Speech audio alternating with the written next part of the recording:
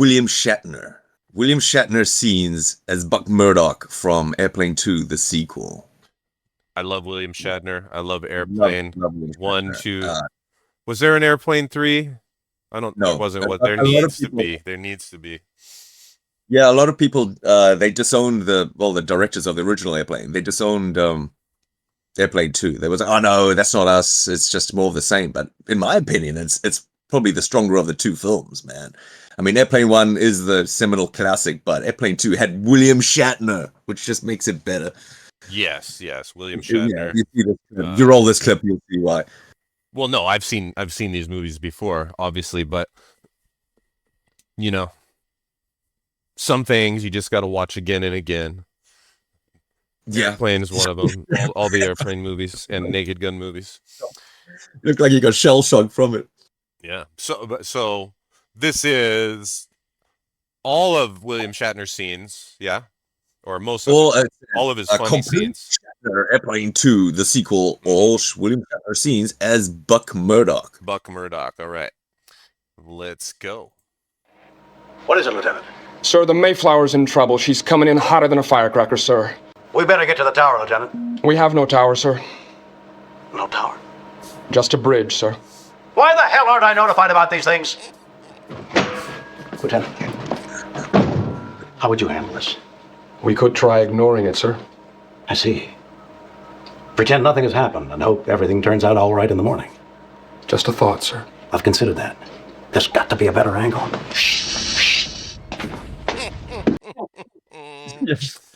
So the part where he's standing behind the door, I've seen it like a million times. It's still funny, but the first time you see that, you totally don't expect. You think it's a friggin' TV monitor. Yeah, and then the shh. Yeah, which is a reference to those Star Trek films at the time that Shatner was in. Yes. Well, Star Trek TV show as well, right? But they didn't say shh in the Star Trek, did they? But the doors made that kind of sound, right? No, the doors always go shh. Yeah, right. So I don't know whether they have to be voice activated. No, they were like voice activated, but that's funny. I want to get doors like that. You can do that now with all the, home control module things. Oh, you could get your fridge to open like that. Yeah. All right, here we go. If they've lost their crew and are on manual, who's in control of that bucket, Lieutenant? Some guy by the name of Ted Stryker, sir. Ted Stryker. Do you know him, sir? Never heard of him. That's not exactly true. We were like brothers. We flew together during the war. We were close, real close, until... Until, sir? Until that day over Macho Grande. Over Macho Grande, sir? No, I'm afraid I'll never get over Macho Grande. Forget it, Lieutenant. It wasn't a pretty picture. Let's go. Right, sir. Oh, Grande. What have you found? All I found is that these red lights keep moving back and forth. Aside from that, this thing seems to have no other function whatsoever, sir. Well, that's impossible. It must have some sort of function. I mean, why would the government put all that money into a thing with red lights that keep going back and forth? Doesn't make any sense. Keep working on it. Sir, these lights keep blinking out of sequence, sir. Nice. What should we do about it, sir? Get them to blink in sequence. You. Rorschach, what do you got? Well, we've run these tests, sir. Thank you, Rorschach. What do you make of these, Captain? That's a bird, that's a cow, that's a horse with a hat on. Sir, I pulled Ted Stryker's record. And? I don't think you're gonna like it. My God, that's worse than I thought. Sir? They should hit our atmosphere in about 3 minutes. How do you want to play it? I want a 6-foot trench dug around the entire base. Fill it with gasoline. Sir. You. Yes, sir. Get the women and children to the lower shelters. Contact the Japanese ambassador. Sir. Rorschach! Yes, sir. Get me a complete file on everyone who's seen The Sound of Music more than 4 times. Yes, sir. On second thought, kill those orders. Downscope. I'm pulling that. Fate can play a strange game sometimes, Lieutenant. Fate, sir. Stryker wipes out his entire squadron over Macho Grande. And now those people's lives up there are in his hands. I guess irony can be pretty ironic sometimes. But it's his ship now. He's the top dog. The big man Numero uno, honcho. The head cheese.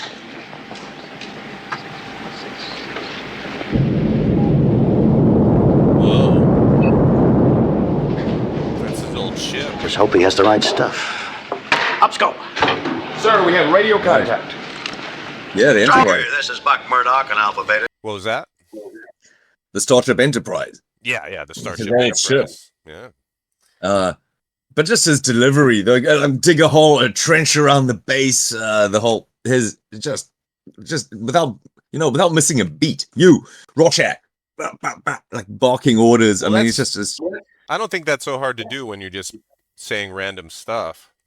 But I think, especially when you're Captain Kirk, he's slipping back into that gear of like, I'm Captain Kirk again. Like this is I've been here before. I know what to do. I'm thinking, no matter what I say, just say stuff. Sound like you're the person in authority. Yeah. Yeah. Barking orders. Do you read me over? I read you, Murdoch. Hope he's not still bitter about what happened between us during the war.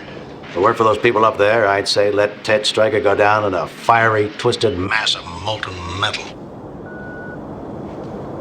Okay, Stryker. Let's just pray you don't screw up here like you did over Macho Grande. So just follow orders. Roger. We got your lockdown beams looking ready to kill your auxiliary engines. Roger, Murdoch. All right, Stryker. Kill the auxiliary engines. Murdoch, the damn lever just came off of my hand, and we're still at warp. Try another lever. There are no more levers, just switches. No buttons? No buttons, just switches, lights, and knobs. Oh, cut the bleeding heart crap, will ya? We've all got our switches, lights, and knobs to deal with, Stryker. I mean, down here, there are literally hundreds and thousands of blinking, beeping, and flashing lights. Blinking and beeping and flashing. They're flashing and they're beeping. I can't stand it anymore. They're blinking and beeping and flashing. Why doesn't somebody pull the plug? I'm all right. I'm all right. All right, Stryker. You're gonna have to pull that lever panel off. Do you understand? Just rip it off. Of lights. Roger. Every sci-fi show. What was that? Those walls of lights, man. Like, what was with walls of just, tiny lights? Well, that's still used. That's still a trope used in science fiction Sci-fi movies. Even I mean, like modern ones. I think it seems like Were computers ever like that? I mean, I guess they were. The original to a certain extent, but yeah, they amp that up, in movies. For sure. Especially this. He's like he's got post-traumatic stress from just all the blinking lights. Of course, because he's Captain Kirk. I mean, how many flashing lights has he ever seen? Yes. Oh my god. Yes. I'm trying to think of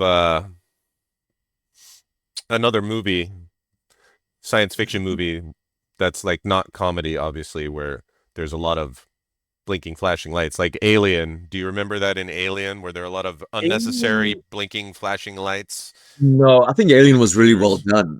They had kind of old, because it was in the 70s, of course, those old green monochrome,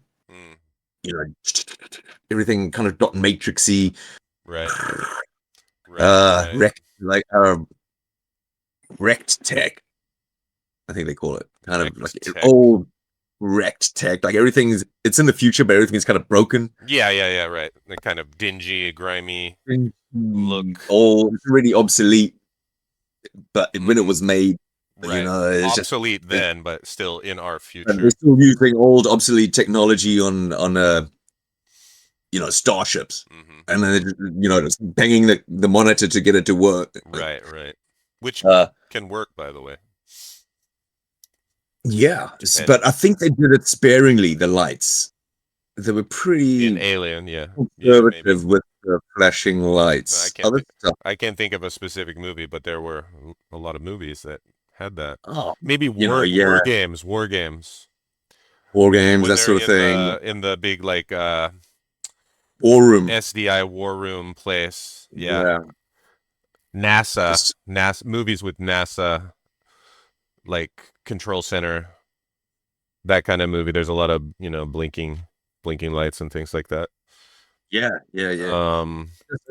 People didn't question it. They were just like, "Wow, that looks technical." There's lots of little flashy lights. It must take a rocket scientist to understand. All that computer engineer. Yeah. Wow, little flashy lights. Yeah. Yeah, they still kind of do that. Yeah. Anyway, let's check out. This is funny. This is fun. This is always funny every single time. This is good. Find a piece of metal and shove it in there. Piece of metal? Hurry, Stryker. Any piece of metal will do. I give my right arm to get a piece of metal from this room up to that poor boob right now. I mean, here we are, surrounded by metal, Purvis, and it's useless. Might as well write them off. Let's close up the fridge. Let's get out of here. Close it up. Lights out. Hold it, Murdoch. I think I've got something that just might work. Wait. A bobby pin. A bobby pin? What the hell's a man doing with a bobby pin? Huh. Lights on. All right, Stryker, if a bobby pin's all you got, it'll have to do. Just shove it in there. You're gonna have to short that thing out. Starting to shake. She's starting to shake. Starting to shimmy. She's starting to shimmy. Starting to, What? What is she starting to do? Stryker, what is she starting to do? Shudder, Ted. She's starting to shudder. She's starting to shudder. How bad is it, sir? It's not good, but at least she's not beginning to crack up.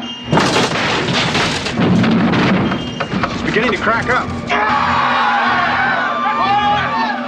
Quiet! We're monitoring you all the way, Stryker. Keep her nose up. Don't fight her! I'm trying, but she's fighting me. Stryker, we don't have a hell of a lot of time, but I want to tell you this. You pull this off, and there's going to be a lot of people who just might forget that Macho Grande ever happened. We're going to get her down, and down safe.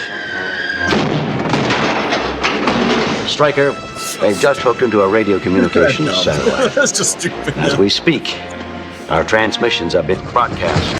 Those kind of scenes remind me when like people are singing a song or rapping and they try to do like gestures that match what they're saying, you know, like the "I love you" with the little heart and, you know what I mean? But it's still funny. That's related. It's funny. You don't see how it's related? No, rapping, making heart gestures is.